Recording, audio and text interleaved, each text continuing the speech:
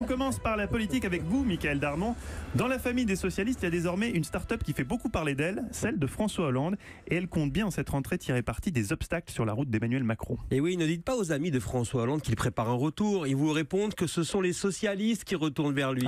Si François Hollande devait diriger un courant du PS aujourd'hui, il appellerait fierté et lucidité. Parce que pour les Hollandais, tout simplement, ce sont les deux valeurs qui permettront un jour de pouvoir prétendre revenir aux responsabilités. Alors autour de l'ex-président, on analyse la situation de la rentrée, en regardant donc à la loupe la situation budgétaire par rapport au premier semestre 2017. Conclusion du côté de la rue de Rivoli, la croissance française à la fin du quinquennat précédent affichait un rythme 3 fois supérieur à la croissance d'aujourd'hui. Bref, pour les Hollandais, c'est le frein à la croissance tout simplement est imputable au choix budgétaire de l'exécutif depuis son élection. On aurait pensé à moins. Alors c'est pourquoi il relève la tête. Les électeurs de gauche entre Mélenchon et Macron sont à la recherche d'un leader donc capable de renouveler la social-démocratie, d'où le mantra de François Hollande. Il écrit dans son livre « L'ancien monde, c'est le mien et il a de l'avenir ».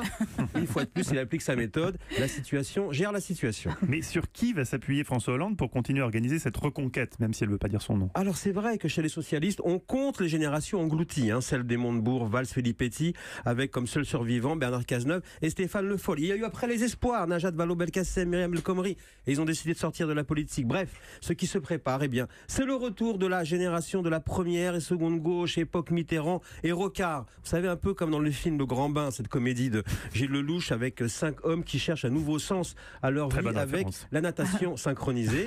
Et puis chacun avec ses figures. Chacun avec ses figures, on visualise. L'ancien premier secrétaire du PS, Jean-Christophe Cambadélis, s'est mis lui à écrire une pièce de théâtre, figurez-vous, avec pour thème central l'influence en politique et quelques piques au président Macron. On le voit, les socialistes hollandais, ils peuvent pas encore porter de coups au président, mais ils essayent quand même de frapper les 3 coups sur la scène politique. Bravo. Oh là là là là, quelle chute. Michaël, Axel de Tarlet, c'est Axel. Non mais c'est vrai, Michaël, vous avez raison. Du point de vue de la croissance, on peut dire que François Hollande a eu du bol, entre guillemets. C'est-à-dire que chaque année, il avait un peu plus de croissance que l'année précédente.